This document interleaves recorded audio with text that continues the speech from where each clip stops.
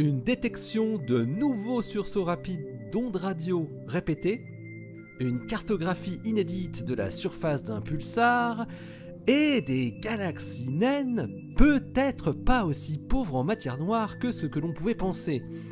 Ça s'est passé là-haut cette semaine et c'est ici et maintenant. Ça se passe là-haut par Eric Simon. En novembre dernier, la collaboration canadienne Canadian Hydrogen Intensity Mapping Experiment, CHIME, publiait la découverte de 8 sources de sursauts radio rapides répétitifs, dont une montrant 10 répétitions, une autre 3 et les 6 autres 2 répétitions.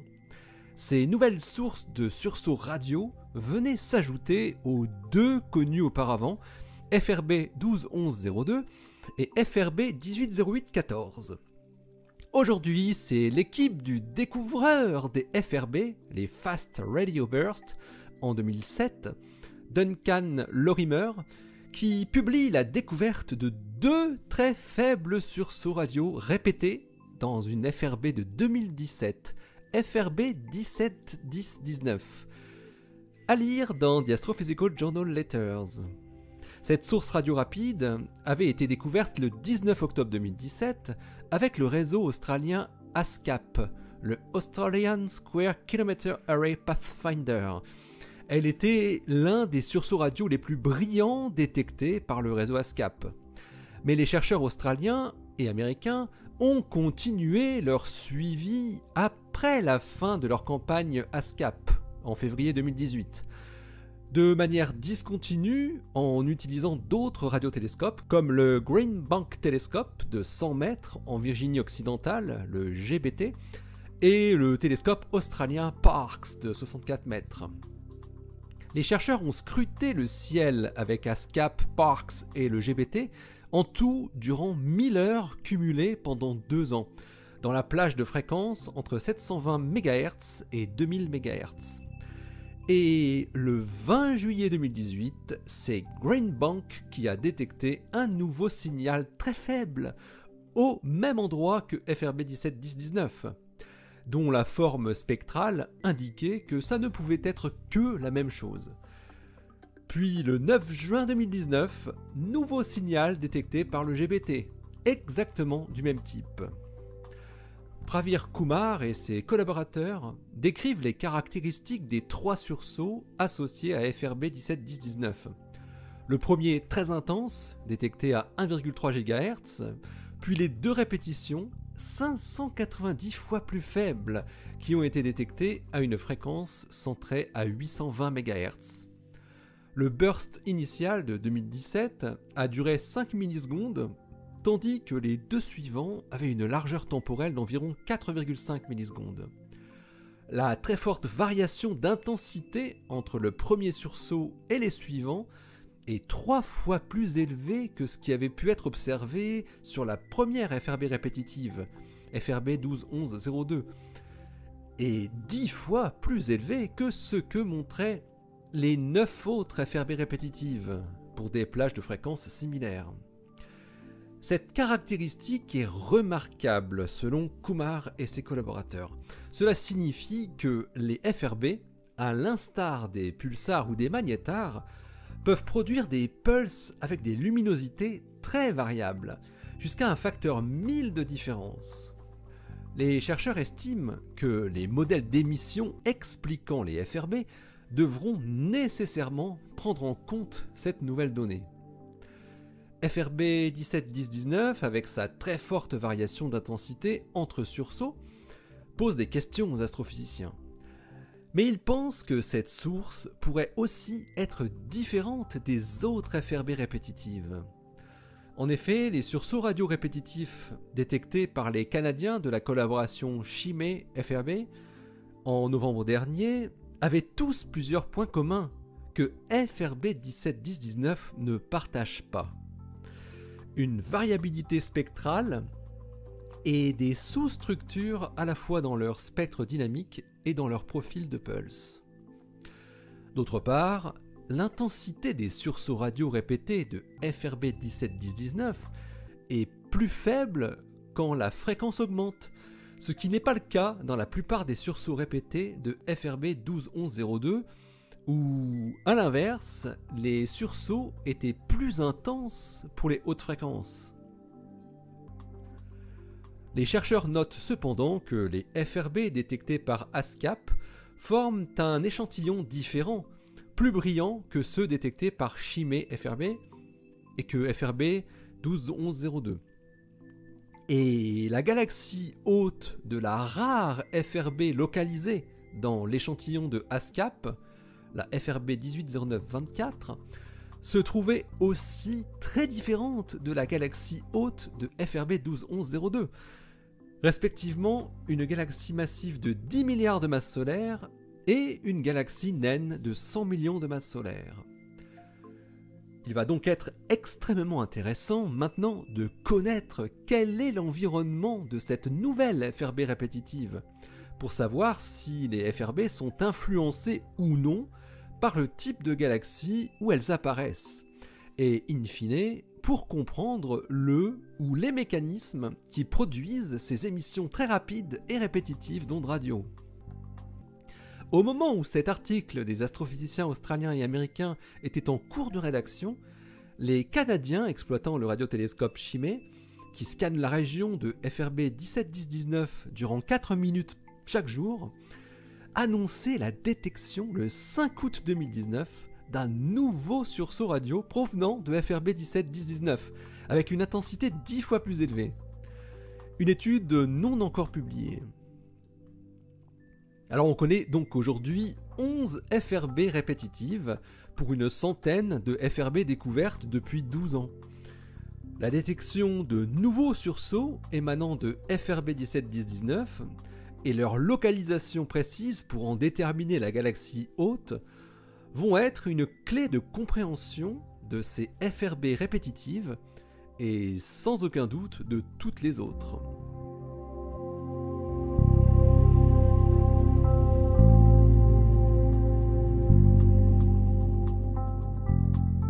Pour la première fois, des astrophysiciens ont pu mesurer précisément la masse et la taille d'une étoile à neutrons, un pulsar nommé PSR J0030 plus 0451, ou PSR J0030 pour faire court. Grâce au télescope NICER, le Neutron Star Interior Composition Explorer, qui est installé sur l'ISS. Leurs observations ont également permis d'identifier des points chauds présents à la surface de l'étoile à neutrons. 6 études de plusieurs équipes qui ont toutes été publiées dans un cahier spécial de The Astrophysical Journal Letters. Le pulsar PSR J0030 plus 0451 se trouve dans une région assez isolée à 1174 années-lumière. Il a une période de rotation sur lui-même de 4,87 millisecondes, soit 205 tours par seconde. NICER est dédié à la détection de rayons X résolus en temps. Il est donc tout à fait adapté à l'observation de l'émission de rayons X associés aux pulsars en rotation rapide. Depuis des décennies, les astrophysiciens essayent de comprendre comment fonctionnent les pulsars. Dans le modèle le plus simple, un pulsar possède un champ magnétique très puissant qui peut arracher des particules de la surface de l'étoile à neutrons et les accélérer.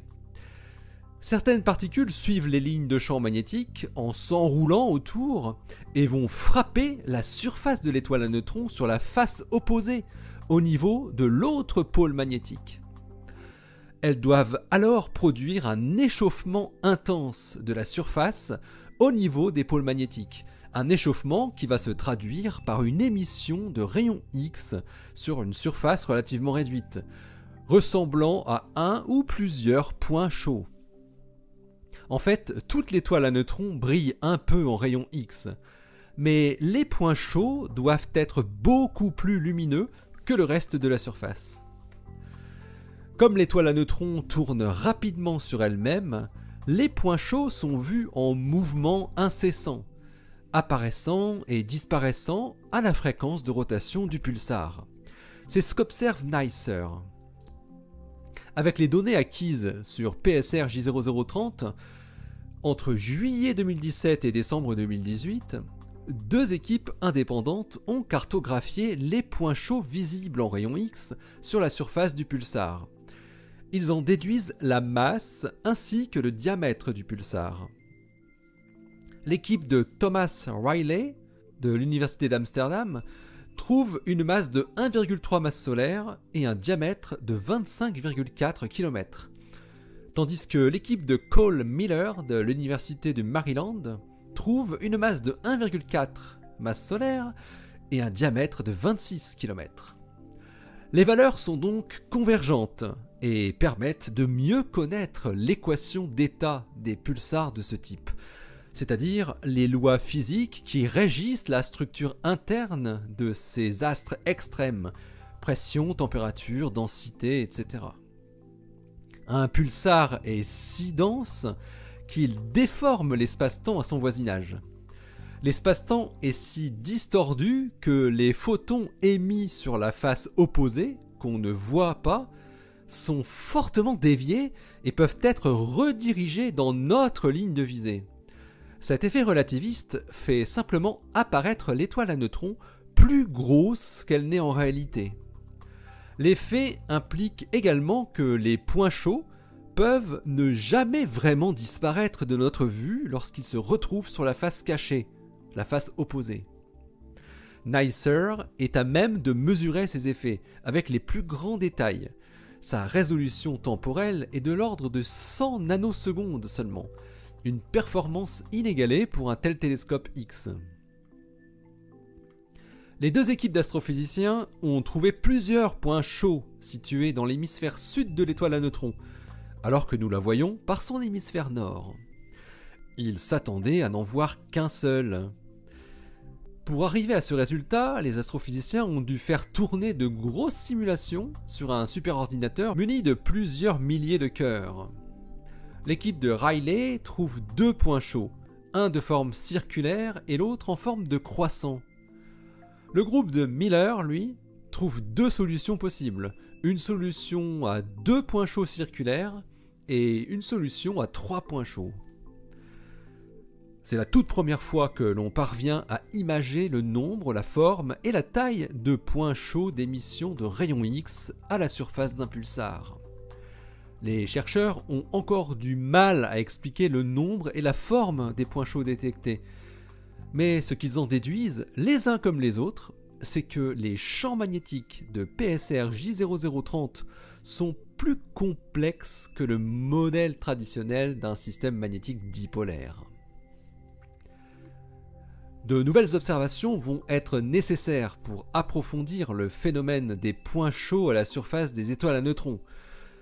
Or, une étude parallèle effectuée avec NICER toujours est publiée dans le même cahier spécial que les études sur PSR J0030 et elle indique la détection de 5 pulsars millisecondes par leur rayon X pulsé, dont l'émission ressemble fortement à des points chauds de surface. Ce seront donc des cibles de choix pour de futures observations détaillées, du type de celles effectuées sur PSR J0030, ouvrant la possibilité d'une meilleure compréhension des champs magnétiques des pulsars millisecondes et de leur équation d'état via la mesure de leurs caractéristiques, masse, taille, etc. Cette étude menée par le français Sébastien Guillot de l'IRAP à Toulouse montre par ailleurs une petite étrangeté dans 3 des 5 pulsars analysés, un décalage de phase significatif entre la pulsation X et la pulsation radio du pulsar.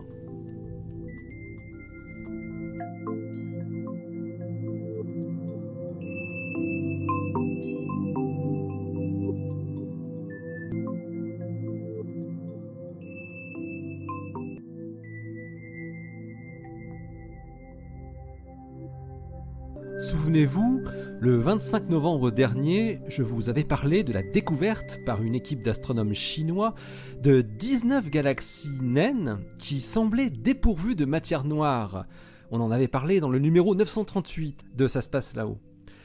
Mais aujourd'hui, 2 chercheurs espagnols et portugais montrent que les astronomes chinois ont peut-être oublié un élément essentiel, la forme en 3 dimensions des galaxies naines, ce qui amène à une conclusion toute différente. Un article paru dans Research Notes of the American Astronomical Society. Qi Guo et ses collaborateurs avaient trouvé que dans un échantillon de 324 galaxies naines, 6% d'entre elles semblaient montrer une quantité de matière noire relative très inférieure aux autres cas.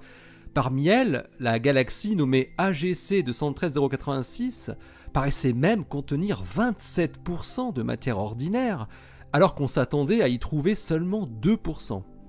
Ces 19 nouvelles galaxies naines, selon eux fort dépourvues de matière noire, faisaient écho à l'annonce un peu controversée de la découverte de 2 autres galaxies naines très pauvres en matière noire en 2018 et en mars 2019, les fameuses NGC 1052 DF2 et NGC 1052 DF4.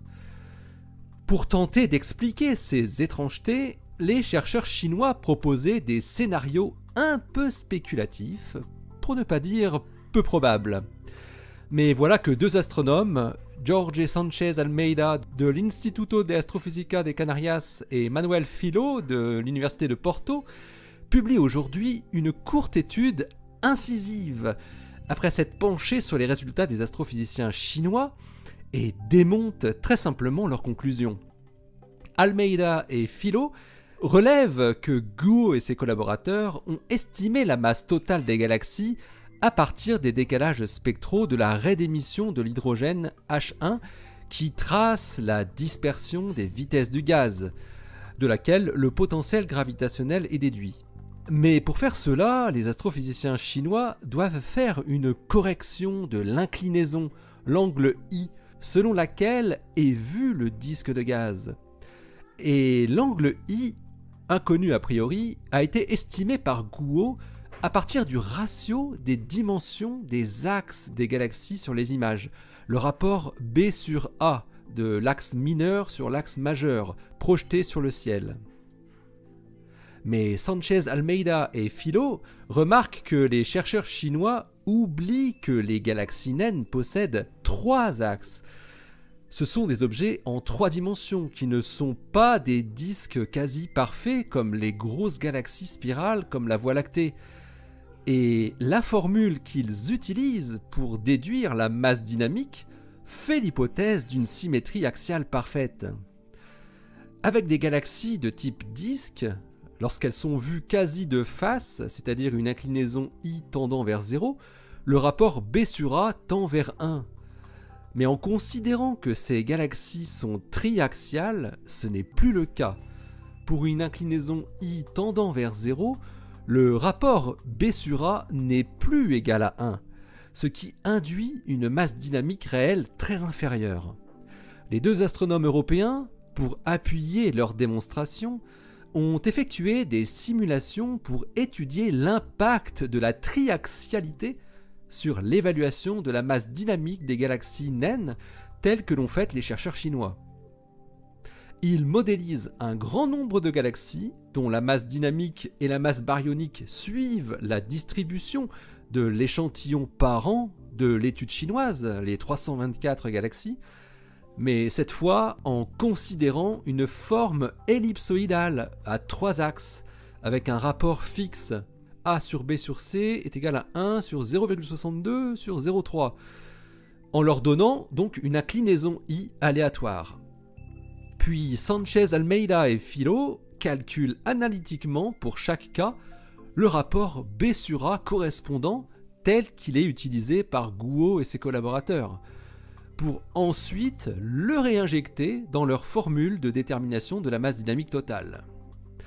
Il ne leur reste plus qu'à représenter graphiquement comment se distribue le rapport masse dynamique sur masse baryonique, ou son logarithme en l'occurrence, et à le comparer à ce qu'obtenaient les chercheurs chinois. Le résultat est on ne peut plus clair et net. La distribution obtenue par Sánchez Almeida et Filho colle quasi parfaitement au point obtenu par Guo et ses collaborateurs. Dit autrement, Sánchez Almeida et Filho viennent de montrer que la prise en compte du fait que les galaxies naines possède 3 axes induit un gros biais dans le résultat de la formule utilisée par les astrophysiciens chinois. Un gros biais vers les faibles masses dynamiques. La conclusion des chercheurs espagnols et portugais est que le rapport biaxial B sur A ne doit pas être utilisé pour estimer l'inclinaison des galaxies naines. Au contraire, 3 axes doivent être considérés pour la mesure de la masse dynamique totale. Pour eux, la conclusion de Guo et ses collaborateurs, indiquant une population de galaxies naines déficiente en matière noire, est erronée. Il s'agirait juste d'une population de galaxies vue quasi de face, mais avec une inclinaison très surestimée, et donc avec une quantité de matière noire normale. Allez, d'ici la prochaine, portez-vous bien, restez bien les yeux vers le ciel et les pieds sur terre. Salut!